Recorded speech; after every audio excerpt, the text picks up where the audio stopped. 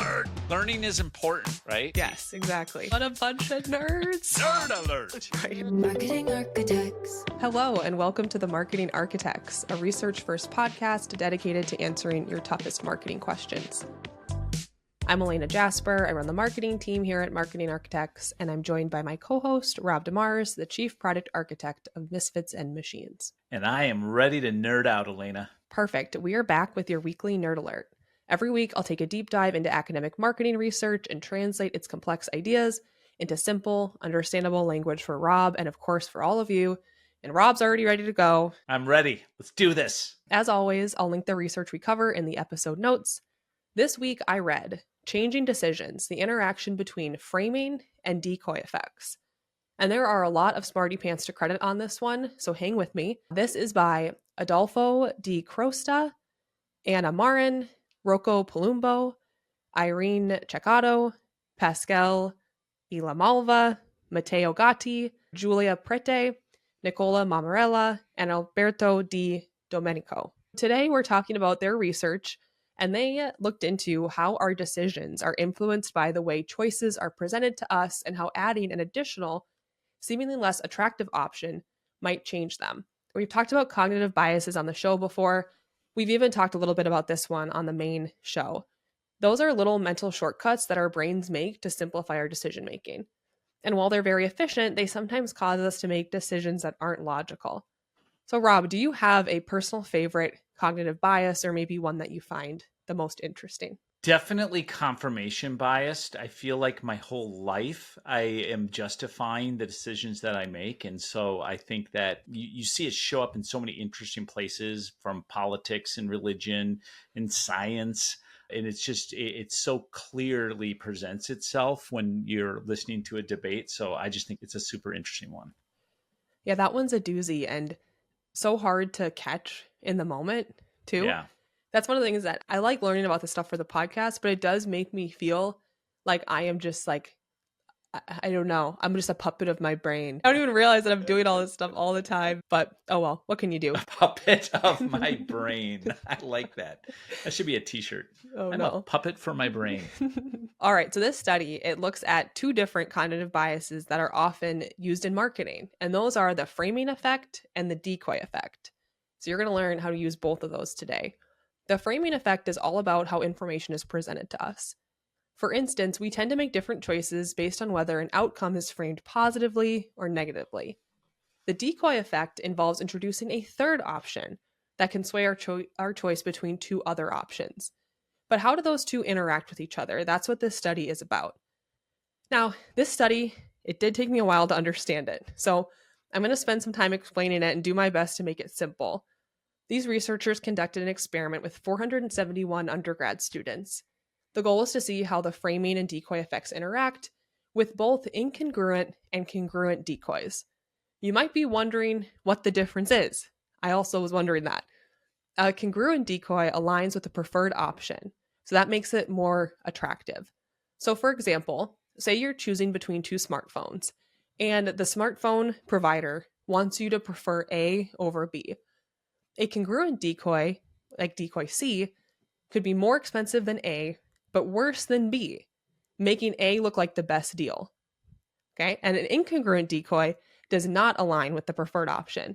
So that makes the less preferred option look more attractive. So say we use the same smartphone example, where again, I want people to buy A instead of B. An incongruent decoy would be cheaper than B, but worse than A. So that would make B look more appealing. So a congruent decoy supports our preferred option, and an incongruent decoy challenges it. And sometimes marketers are using these decoys without even realizing which one they have in place. Yeah, kind of cool. That's a lot of ABC for me. I know. I'm trying here. Okay, so they had these different types of decoys. They also had a series of decision-making scenarios that were either framed positively or negatively.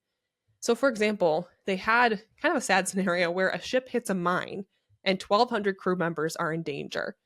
Participants had to choose how to save them. So in a positive frame, they choose between saving 400 crew members for sure, or a 1/3 chance to save all 1,200. In a negative frame, it was framed as 800 dying for sure, or a third Mm. chance that nobody dies. So the twist is that they then introduced decoys. So incongruent decoy made the preferred option look even better, boosting confidence and choice likelihood. An incongruent decoy disrupted this, making participants reconsider their choices. So, Rob, pretend you're deciding between two purchases and you're confident in option A. Do you think introducing another option would sway your decision? Honestly, I feel like adding too many choices for me will cause me to move into indecision. I liken myself to be a pretty decisive person, especially when there's two choices, but the more choices that you introduce, the more I feel like I might tap out. That's fair. I'm pretty sure they had those three choices, like choice one, choice two, or the decoy. It'd be interesting to do the same study with more choices because I wonder if that would happen, like if people would get kind of choice paralysis. So I have a feeling that you would fall for this more than you think. Okay, I'm ready. All right. So this is what they found. When they use an incongruent decoy, so this is one that goes against their framing, it actually reduced the framing effect. So participants were less likely to stick with their initial risk preferences when this contradictory option was available. Conversely, when a congruent decoy, which aligns with the framing, was introduced, it amplified the framing effect, but only in the positive frame condition. So participants were more confident in their choices when the decoy supported their initial inclination. To explain that in the context of that scenario I highlighted, because I think that could be helpful, the positive frame was saving those 400 crew members for sure, or taking a third of a chance to save all 1,200. And the negative frame was those 800 crew members dying for sure, or taking a third of a chance that nobody will die.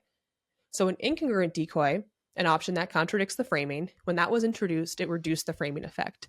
So for instance, an incongruent decoy might suggest a third of a chance that 300 crew members will be saved, making participants reconsider their initial preferences and become less confident in their choice. On the other hand, a congruent decoy, one that aligns with the framing, amplified the framing effect, but only in that positive frame condition. So, for example, a congruent decoy might propose a third of a chance that 900 crew members will be saved. This made the sure option of saving 400 crew members look even better. So that boosted participants' confidence in their initial choice. So overall, when the decoy supported their initial inclination, participants felt more confident in their decisions. But when the decoy contradicted the framing, it made them question their risk preferences, showcasing this powerful influence of how our options are presented. So implications for marketing, not just saving people on a cruise ship. The next time you want to influence a consumer's choices, instead of being so focused on this choice you want them to make, like smartphone A or smartphone B, maybe try introducing a third option and you might sway them. So now for Rob GPT. I'm so excited for Rob GPT right now. You have no idea. Okay, I hope this one's good. I don't even remember it. Okay, imagine you're at a carnival game where you can either take a guaranteed small prize or risk it all for the big win. When a confusing decoy prize is added, it messes with your decision. But when a similar decoy aligns with your initial choice, it boosts your confidence and makes your decision easier. Okay, Rob, I can see the gears turning. I'm waiting for them to tell me what the decoys are. Okay, well, I want to know the decoy. Well, I can't do that. I can't do that for you, but you can talk to Rob GPT in your own time. So like a stuffed decoy, like a little, since it's a carnival game, Probably. Stuffed. Would that help you understand? That would help me. Just imagine. What do you think? Oh, that was really hard for my brain. I broke it down so much. Well, what I kept getting screwed up on was I'm like, okay, but give me the decoy. Even in the other examples, I'm like, what's the decoy? Because I think that'll help me understand. And then it was helpful when you explained what the decoy was. It kind of helps me go, because you bring up the decoy a lot, and then you're like, okay, well, then what is it? And then did I miss it? So that was helpful. Yeah, like the crew members one, and that was like what they used in the study. That one was kind of tough for me. It reminded me of like those things where they're like, are you going to stop the train or kill people? I got all confused about the morality of no, it was totally, I was going through all of that. Yeah, ChatGPT gave me the smartphone thing, which I think was a little easier for my brain to comprehend. So we have smartphone A and smartphone B, and we want them to pick A. A's $500 and really nice. B is maybe cheaper but not as nice. If you introduce option C, which is $800 but also a little still not as nice as A, they'll probably pick A. I fall victim to the paradox of choice, that Barry Schwartz book, where it's like, don't give me more options. I made up my mind already, mixing things here, but I have such confirmation bias where I'm like, I'm only going to get frustrated if there's another third one that's actually good, because I'm like, I've already made up my mind. You know, Rob, I'm the same way. I'd rather just make a choice and just be Yeah. done. That's funny because my husband, he's like an analyzer. He will analyze everything. Be like, let's compare, let's shop around. I'm like, the first person who answers the call, I'm going with you, and it's probably going to be fine. So the whole idea of triple bidding is hard for me. I know, me too. And I pay for that often in my life. The problem is when you lose time on the back end because you like made too quick of a choice. This isn't about us. This is about other people that are buying things and falling for this. Absolutely. That's it for this episode of The Marketing Architects. We'd like to thank Ayana Klaphocky for producing the show and Taylor De Los Reyes for editing. You can connect with us on LinkedIn, and if you find the show valuable, please leave us a rating and review. And if you'd like to hear more from us, subscribe to our weekly email newsletter. It's built for marketers seeking research-first analysis of the latest trends. You can go to marketingarchitects.com/newsletter to subscribe. Now go forth and build great marketing. You need to take a break after that?